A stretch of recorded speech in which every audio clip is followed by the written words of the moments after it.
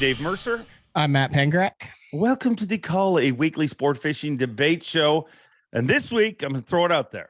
The hat is the most underrated accessory in fishing. Keep our cull, Panger. You ever lost your hat at takeoff, Dave? You ever lost your hat halfway through the day? Not important until you don't have it. Then it's miserable. Horrible. I mean, if you have hair, it's a mess.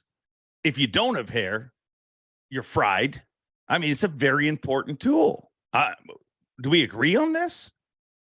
I think we have to agree because there's a number of different angles that you can take on this too. Remember Michael Neal's back-to-back run of Angler of the Years on the pro circuit? What did he have? A lucky hat. Wore the same hat every single day. How many of these guys have hats that are falling apart that they keep in the boat? Now it's a comfort blanket to them. Not only is it a safety, look at all of the buffs and the sun visors. Look, Brandon Polinick, he's cashing top 5 in bucket hats now. Bucket hats are a great hat. Joey Cifuentes, he's winning tournaments in cowboy hats. He is. Bernie Schultz, he's top 10 in visors. There's all sorts of different style of hats. Then on top of it, it's important for marketing to differentiate yourself from other people. You're able to show your sponsors off on your hat as well. So the more I think about it, the more valuable a hat becomes in the professional fishing world. Name a guy other than Chad Pipkins and Scott Martin who you see hatless on a regular basis. They're not. I mean, you take Bill Dance's hat off. You ever seen Bill Dance without his hat? His own family wouldn't recognize him. You take his hat and glasses off and he looks like a totally different human being. So yeah, he sleeps in that.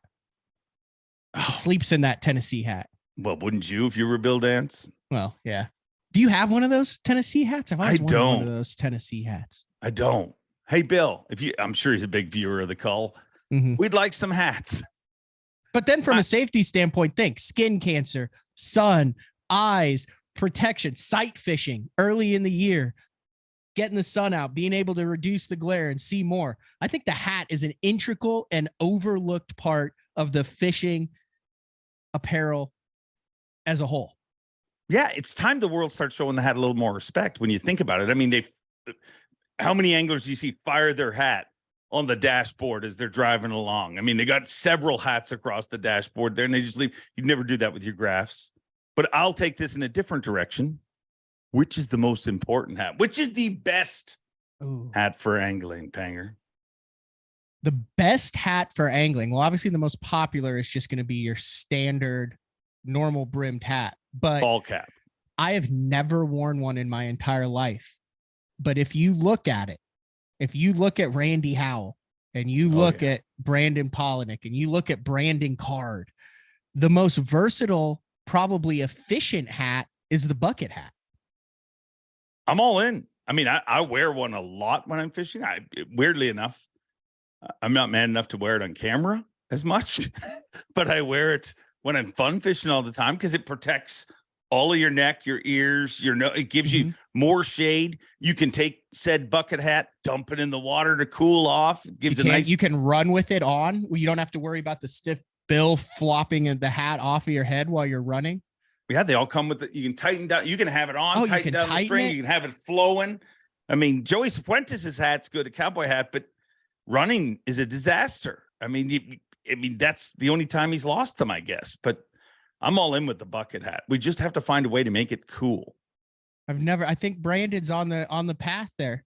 You put some music behind it. You boat flip a couple 4-pounders. You top 10 a couple turtibits with it, and that's all it takes. I mean, someone had to be the person who made Uggs cool. Who made Uggs cool? I mean, back when I was in college, I was a dealer. All the chicks wore Uggs. Yeah, no, but who was it that made them? You know, Gerald Swindle wears Uggs. That's a shocker. Like when you see like the him shoes or the furry bootish shoes, booties. I guess they're not Shoobs? the tall ones. Shoobs. Shoots.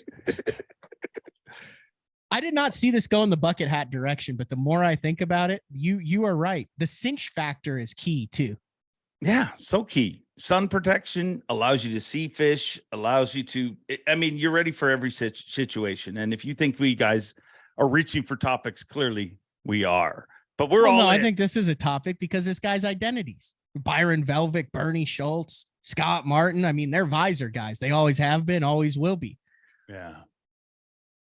I guess. I mean, look, we both got sponsors identity-wise. on our hats right here. We didn't even intentionally do it. We got hats. It's an important part of the. Could you imagine doing the show without a hat? It wouldn't feel right, would it? No. Hats are very important. I'm all in with it. I mean, I agree. I mean, I wish we could argue, but hats are great. Kumbaya today. Yeah.